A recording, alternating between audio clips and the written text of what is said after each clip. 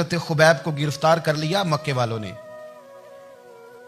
اس وقت غربت تھی اسلام پر. مکے میں سارے لوگ کٹھے ہو گئے اور چوک میں پھانسی دینے لگے حضرت خبیب کو. کہنا آسان ہے, کرنا بڑا مشکل ہے. بندہ جیل میں الجھ جائے تو میں نے بڑے بڑے سیانے لوگ معافیاں مانگتے دیکھے, بڑے بڑے لوگ کہتے دیکھے ہیں کہ یہ کام بڑا. قید تنہائی بذات خود ایک مصیبت ہے. آپ کو اکیلا رہنا پڑ جائے نا, یہ لاک ڈاؤن ہوا ہے تو لوگ نفسیاتی مریض بن گئے. اکیلے رہنا, تنہا رہنا کوئی چھوٹا کام ہے؟ حضرت خبیب اکیلے اور مکے کا دور اور چاروں جانب کافر, اور چوک میں جب پھانسی پہ لٹکایا جانے لگا تو ابو سفیان بولے اور بول کے کہنے لگے یار بندہ کوئی کام کر کے بڑا پچھتاتا بھی ہے کہ یار نتیجہ کیا نکلا. تو معاذ اللہ آپ کا بھی نتیجہ تو پھانسی ہے, تو آپ کا کیا خیال ہے؟ یہ آپ یقین کریں کہ لوگ صحیح صحیح ساتھ چلتے ہیں, تھوڑی سی دشواری اٹھانی پڑ جائے تو کہتے ہیں میں گھر ہی ٹھیک تھا, پر انہی پتھروں پہ چل کے اگر آ سکو تو آؤ. میرے گھر کے راستے میں کوئی کہکشاں نہیں ہے. لوگ نا میٹھا میٹھا کھانا چاہتے ہیں, تھوڑا کڑوا آ جائے تو مصیبت بن جاتی ہے. کہتے ہیں سارے فلانے سے پیار کریں گے تو میں کروں گا, سارے مخالفت بھی کریں گے تو ہم انشاءاللہ پیار ہی کریں گے. یہ کیا بات ہوئی کہ ہم زمانے کا رنگ دیکھ کے چلیں گے؟ اب بعض لوگ پچھتا رہے ہوتے ہیں. حضرت خبیب سے کہا ابو سفیان نے, ابھی کلمہ نہیں پڑھتے تھے, کہنے لگے تو اس وقت پھانسی پہ لٹک رہا ہے اور تیرے نبی مدینے میں اور آرام میں, اور ان کے صحابہ آرام میں, اہل بیت گھر میں. تیرے ذہن میں اگر اس وقت یہ بات ہو کہ اس وقت تیری جگہ پہ وہ ہوتے معاذ اللہ, تو پھر کیا ہوتا؟ مجمع غیروں کا, علاقہ غیروں کا. یہ ٹائم آیا تھا اب نعرہ رسالت لگانے کا. اب ٹائم آیا حضرت خبیب نے نعرہ رسالت لگانا ہے, پر لگانا کس طرح ہے کہ کافر یاد رکھیں. حضرت خبیب سے کہنے لگے اگر تیری جگہ حضور ہوتے تو پھر تیرا کیا خیال ہے معاذ اللہ؟ تو حضرت خبیب کہنے لگے تم ابھی بھی نہیں سمجھے. ٹھیک ہے میں مکے میں اکیلا ہوں, سارے لوگ مدینے میں ہیں, پر میں پچھتا نہیں رہا, میں تو فخر کر رہا ہوں. میں فخر کر رہا ہوں اس لیے کہ چوری کر کے جان نہیں دے رہا, مدینے والے کی عزت پہ جان دے رہا ہوں. میں فخر کر رہا ہوں. فرمایا سن, تو کہتا ہے تیری جگہ حضور ہوتے اور تم انہیں یہاں معاذ اللہ پھانسی پہ لٹکاتے. فرمایا سن, میں تو یہ بھی پسند نہیں کرتا کہ میں گھر میں بیٹھا ہوں اور میرے نبی کو ہلکا سا کانٹا بھی چبھ جائے. ہمارا اپنے نبی سے محبت کا رشتہ ہے, ایک کانٹا بھی حضور کے قدم مبارک میں چبھے ہمیں برداشت. مجمع ان کا تھا, نعرے لگ رہے تھے, ہم نے مسلمان پکڑ لیا. لیکن حضرت خبیب نے اکیلے, اللہ کرے آپ کو میری بات کی سمجھ آئے, اللہ کرے آپ کو سمجھ آئے, اکیلے جب پھانسی کے تختے کے قریب نعرہ لگایا نا کہ میں تو کانٹا بھی نہیں چبھنے دوں گا اپنے نبی کو, اب سارے ہار گئے. اب اس ایک جملے نے نا ان کو شکست خوردہ کر دی. اب بول کچھ نہیں سکتے تھے, گردنیں جھک گئیں. اور جب سناٹا چھایا تو ابو سفیان ساتھ والے سے کہنے لگا باقی ساری باتیں اپنی جگہ پر ہیں, پر اصحاب محمد سے پیار تو بڑا ہی کرتے ہیں نا. اور وہ کچا رنگ للاری والا جیڑا چڑھدا تے لیندا رہندا, اے عشق تیرے دا رنگ محمد چڑھ جائے پھر نہیں لیندا. کہا یار پیار تو یہ کرتے ہیں نا, اس میں کوئی شک والی بات. اس پیار سے کافر ڈرتا ہے. نبی پاک کے ساتھ جذباتی وابستگی, حضور کے ساتھ غلاموں کا جذباتی رشتہ, اور نبی پاک صلی اللہ تعالی علیہ وسلم کی آمد پر تشکر کے جذبات. امام رازی نے لکھا ہے کہ حضرت موسیٰ کلیم اللہ علیہ السلام نے تورات کی تختیوں کے اندر ایک امت کا ذکر پڑھا کہ جو امت گناہ کا ارادہ کرے گی تو گناہ لکھا نہیں جائے گا جب تک کر نہ لے, اور نیکی کا ارادہ کرے گی تو رب ان کی نیکی لکھ دے گا, اور جب وہ کر لے گی تو اللہ 10 گنا اجر عطا کرے گا. اور وہ ایسی امت ہوگی کہ جن کے چہرے قیامت کے دن نور کی طرح چمکیں گے, اور وہ امت ہوگی جن کی اللہ تعالیٰ زمین ساری پاک فرما دے گا, جہاں نماز پڑھیں گے نماز ہو جائے گی. یہ تذکرے پڑھ کے تو حضرت موسیٰ کلیم عرض کرنے لگے اللہ یہ امت میری بنا دے. تو رب کریم نے فرمایا کہ موسیٰ نہیں, یہ تو میرے محبوب کی امت ہے. فرمایا یہ تو میرے نبی پاک کی امت, حضور کی امت. اللہ اکبر. حضرت موسیٰ معمولی آدمی نہیں, وہ جلیل القدر پیغمبر ہیں جن کا قرآن کے ہر سپارے میں تذکرہ ہے, کہیں واضح طور پہ کہیں اشارتاً, ہر پارے میں. اور حضرت موسیٰ اللہ کے وہ نبی ہیں جو رب سے ڈائریکٹ باتیں کریں کوہ طور. کہا اے موسیٰ یہ امت تو میرے نبی کی ہے. تو حضرت موسیٰ علیہ السلام عرض کرتے ہیں, امام رازی نے لکھا ہے, کہتے ہیں اے اللہ پھر مجھے اپنی نبی کی امت میں شامل کر.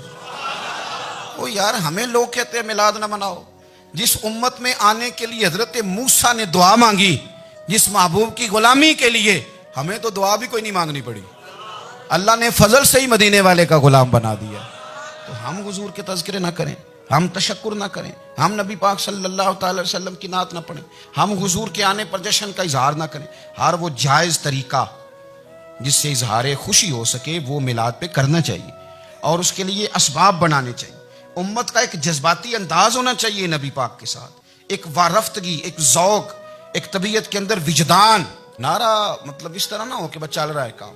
میں نہیں ہوں قائل, میں کہتا ہوں پہلے تو کوئی لگائے نا, اور پھر نعرہ جب لگتا تھا نا تو مسلمانوں کے یہاں نعرہ لگتا تھا تو بڑے بڑے لوگ کانپ جاتے تھے. صوفیاء نے لکھا ہے کہ حضرت عمر نے جب کلمہ پڑھا نا تو 39 بندے کلمہ پڑھتے تھے. تو نبی پاک نے رات کو دعا مانگی, اے اللہ عمر کو مسلمان کر کے اسلام کو عزت دے. حضرت عمر سویرے آ گئے, میں وہ تفصیل میں نہیں جاتا, بات لمبی. حضرت عمر جب آئے نا اور انہوں نے آتے جب کہا نا کہ میں کلمہ پڑھنے آیا ہوں, تو حضور اتنے راضی ہوئے کہ نبی پاک نے کہا اللہ اکبر.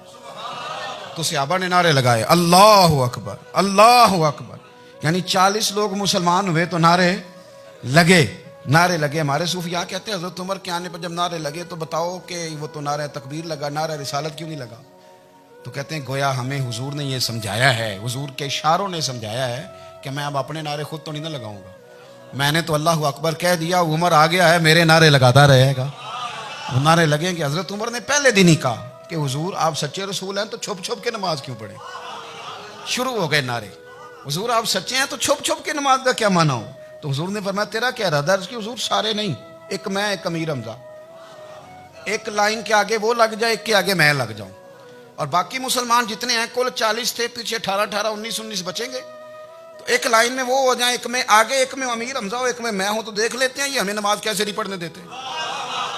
ہاں دیکھ لیتے ہیں, آئے نا میدان میں, ادھر آ ستمگر ہنر آزمائیں تو تیر آزما ہم جگر آزمائیں, اور غلامان محمد جان دینے سے نہیں ڈرتے, یہ سر کٹ جائے یہاں رہ جائے کچھ پرواہ نہیں کرتے. فرمایا بھی پتہ چل جاتا ہے نا, ایک لائن میں حضرت امیر حمزہ ہو گئے, ایک میں حضرت عمر ہو گئے. پہلے یہ مارتے تھے جو حرم شریف میں مسلمانوں کے طریقے پہ نماز پڑھتا تھا, یہ جلوسوں کی بڑی برکت ہے, اندر بیٹھے رہے نا چپ کر کے, نکل جائیں تو پتہ کچھ بھی نہیں چلتا. جب نکلتے ہیں لوگ کہتے ہیں جلوس کیا معنی ہے, تو میں بتاتا ہوں نا جلوس کا معنی کیا ہے.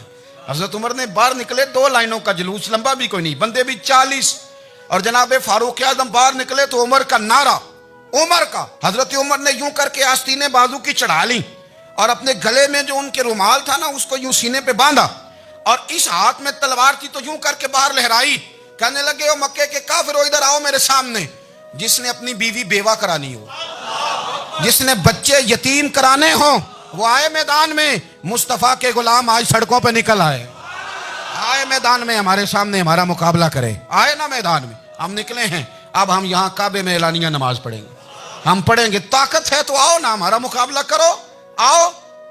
کفر بذات خود بہت بڑا جھوٹ ہے, اور جھوٹ کے پیر, بس 2 بندے نکلے تلواریں لے کے آگے, تو پھر حضرت عمر نے اعلانیہ نماز پڑھوائی خانہ کعبہ. تو میرے بھائی رسول اللہ صلی اللہ علیہ وسلم کے غلام تو جب نعرہ لگاتے تھے تو ہو ہی کمال جاتا تھا. پھر بریلی کا امام بولے, کہنے لگے پیش حق مجدہ شفاعت کا سناتے جائیں. حضور قیامت کے دن آگے نا, ہمارے آگے خوشخبری دیں گے, کہیں گے تم فکر نہ کرو, آ جاؤ میں تمہیں بخشواتا ہوں, میں تمہاری سفارش, آ جاؤ پیچھے. حضور نہ پیش حق مجدہ شفاعت کا سناتے جائیں گے. یقین کریں بریلی کے امام کو بھی بڑا ہی رنگ آتا ہے بیان کرنے کا. کہنے لگے آپ روتے جائیں گے, اللہ کو منانا ہے نا حضور نے. کہتے ہیں پیش حق مجدہ شفاعت کا سناتے جائیں گے, آپ روتے جائیں گے, پر ہم کو ہنساتے جائیں گے. باغ جنت میں محمد مسکراتے جائیں گے, پھول رحمت کے گریں گے, ہم اٹھاتے جائیں گے, اور حشر میں ہوگا ہمارا داخلہ اس شان سے, ہم یا رسول اللہ کا نعرہ لگاتے جائیں, ہم یا رسول اللہ کا نعرہ. امام راضی کہتے ہیں حضور نے ایک رکا پکڑا چھوٹا سا, ایک بندے کو لوگ دوزخ میں لے کے جا رہے ہیں. اچھا مجھے ایک بات بتاؤ, فیصلہ پہلے ہو گیا ہے, اللہ کے سامنے ہوا ہے, اور فیصلہ ہو گیا اور طے ہو گیا کہ دوزخ میں جانا ہے. وہ قریب پہنچ گئے دوزخ کے, تو حضور نے دیکھ لیا, اور بتایا کس نے؟ حضرت آدم نے. حضرت آدم کہنے لگے حضور وہ آپ کے غلام کو دوزخ میں لے جا رہے ہیں. نبی پاک آگے گئے, کیا پڑھتے ہیں ہمارے بھائی, حضور نے مجھے ان سے چھڑا کے چھوڑ دیا. نبی پاک صلی اللہ علیہ وسلم آگے گئے, ادھر آؤ, کہاں لے کے جا رہے ہو؟ اللہ کے سامنے فیصلہ ہوا ہے نا, فرشتوں نے کیا ہے نا. فرشتے کو کسی سے بددیانتی تو نہیں نہ کرتے, فرشتوں نے جو کیا ٹھیک کیا ہے نا. کیوں لے کے جا رہے ہو؟ سونے گناہ زیادہ ہیں, نیکیاں تھوڑی ہیں. فرمایا میرے سامنے تو لو. کسی فرشتے نے نہیں کہا کہ سونے معاذ اللہ ہم کو بے ایمان ہے, हमारी कोई से जिद चल साडा कोई बनना साझा ਇਹਦੇ ਨਾਲ भाई मेरा मतलब है सही तोला है फैसला है मैं दोबारा तोलो गोया रब भी फरमाता है जैसे मेरा महबूब कहता है वैसे ही कर और कोई नहीं दोबारा तोल लो कोई हर्ज नहीं तोलो ना दोबारा फरिश्ते दोबारा आएंगे उन्होंने दोबारा तोला एक पलड़े में नेकियां एक पलड़े में गुनाह अब वो गुनाह फिर ज्यादा निकले तो नबी पाक ने ना जेब से इतना सा रुक्का निकाला रुके का भी कोई वजन होता है वो हुजूर ने नेकियों के पलड़े में रख दिया नेकियां बढ़ गई फरिश्ते भी चुप कर गए चलो भाई जन्नत में मेरी तरह का था ना पता सारा सरदार ने की थी पता तो था ना उसे मन आनम के मन दानम तो सीधा हुजूर के कदमों से जा लगा कहने लगा सोने मैं तो सारी जिंदगी गुनाह करता रहा ये कौन सी नेकी है तो हुजूर फरमाने लगे चुप कर जन्नत का दरवाजा खोल गया तू जा जन्नत में हुजूर रुके में क्या है फरमाया तूने एक दिन दरूदो सलाम नहीं पढ़ा था मैंने तेरा संभाल के रखा हुआ तेरा दरूद शरीफ वो नारे रिसालत भी तूने लगाए थे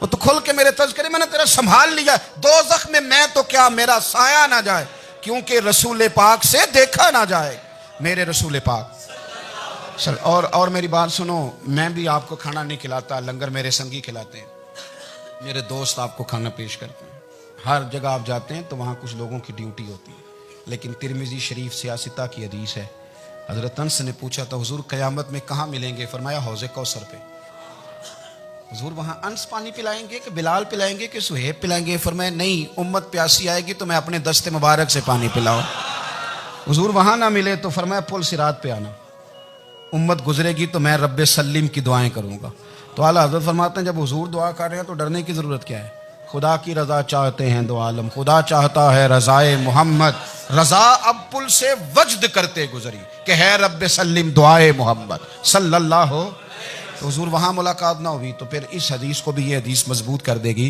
हुजूर फरमाने लगे फिर मिज़ान अमल पे आ जाना उम्मत के अमल तुल रहे होंगे और मैं कामयाबी की दुआएं मांग रहा हूँगा तो जिसके लिए हुजूर दुआ मांगेंगे नाकाम होगा अपने बच्चों को हुजूर की मोहब्बत सिखाएं नबी पाक सल्लल्लाहु अलैहि वसल्लम की गुलामी करें आपका रिश्ता नबी पाक के साथ मजबूत होना चाहिए आपके ताल्लुकात हुजूर के साथ मजबूत होने चाहिए और आपने दाएं बाएं नहीं देखना कि प्रोपेगेंडा क्या है लोग क्या कह रहे हैं लोगों को देख के जो लोग रास्ता बनाते हैं वो पीछे रह जाते हैं आपने ये देखना है कि मेरा हुजूर से निस्बत का ताल्लुक मजबूत है कोई किधर जा रहा है इससे हमें कोई ताल्लुक इस वक्त आलमी हालात क्या हैं कौमी हालात क्या हैं मुआशी हालात क्या हैं जर्नलिस्ट क्या कह रहे हैं फलाने के हमें इससे गरज नहीं है हमें तो इतना पता है कि हमने अपने नबी को राज़ी करना है तो इसलिए खूबसूरत महाफिल का जिक्र करें खूबसूरत दुरूद शरीफ पढ़ें